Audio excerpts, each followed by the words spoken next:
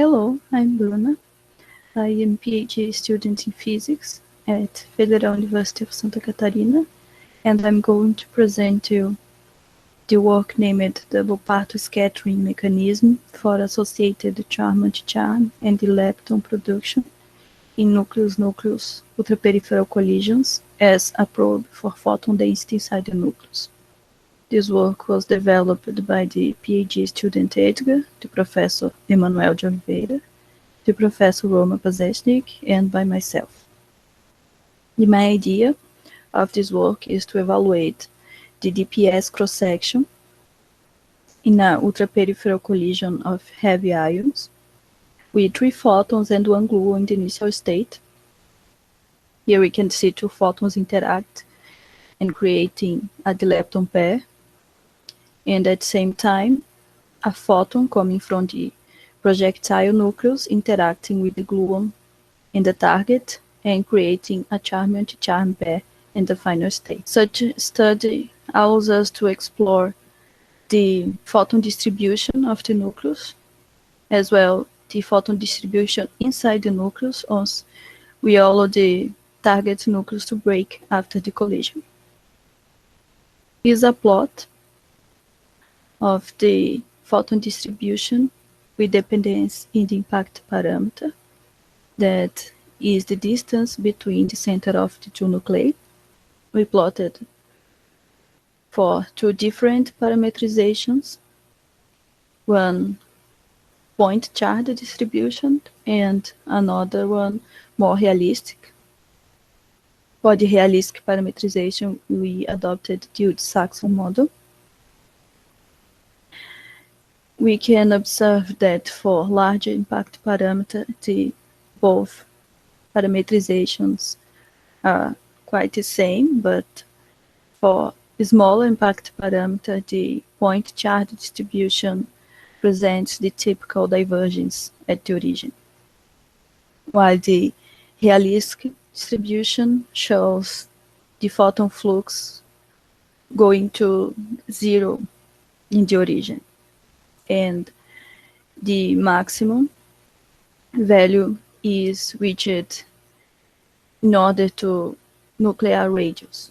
Here is a plot of the photon distributions integrated over all the impact parameter with dependence in energy fraction carried by the photon from the nucleus or the proton, and we also considered the inelastic photons, that photons coming from the partonic evolution. For that, we adopted a photon PDF parametrization. In the nucleus case, we simply multiplied by the atomic weight, in the lead case 208, and is interested to point that in the nucleus case, the elastic photon contribution is considerably larger than the inelastic one. Here is a picture of the DPS mechanism. We have the 2 nuclei, the general impact parameter, and the impact parameter that measures the distance between the center of the projectile nucleus from the first point interaction. And here we have the second point of interaction with the photon interacting with the gluon in the target. Here is our general formula for the DPS cross-section,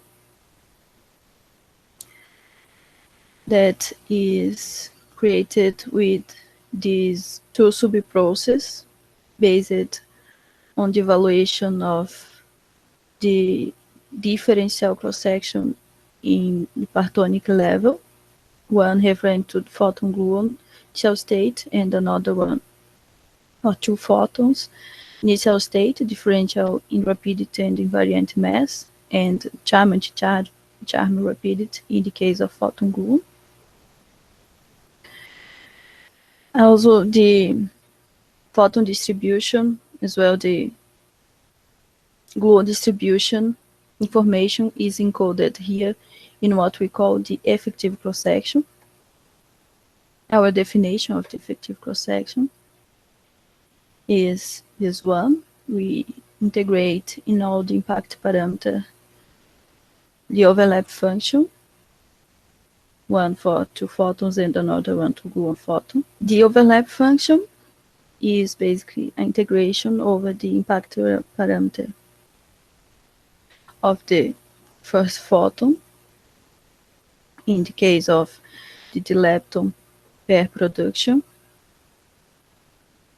integration of the distribution of the 2 photons, with dependence in the energy fraction and the impact parameter, and we are dividing by these distributions integrated over the general impact parameter. So this is basically a measure of all the photons that are available to interact.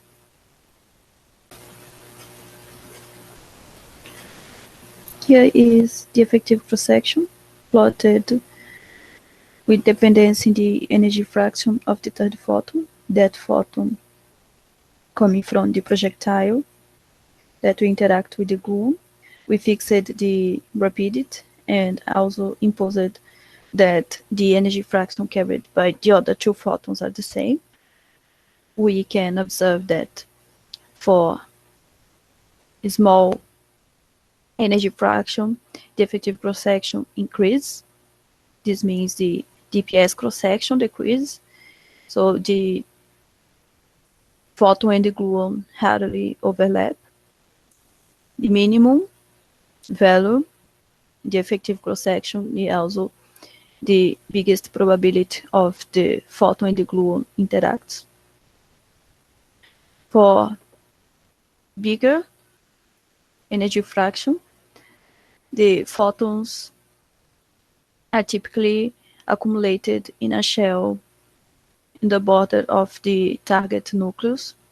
So the probability of such photons interact with the gluon is small. Here is our results for lead-lead collision. The DPS cross-section differential in charm repeated.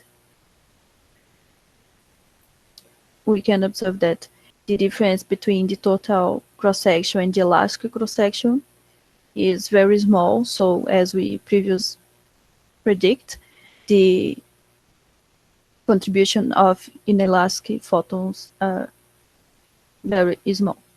Also, it's important to point that for lead proton collision, the DPS cross-section in same channel is at least 1 order of magnitude smaller than this one. So this is a very good way to probe the DPS mechanism. Here is some of our conclusions. So we estimated the charm-anticharm and the lepton production observable for the first time in the DPS 3 photon and 1 gluon channel.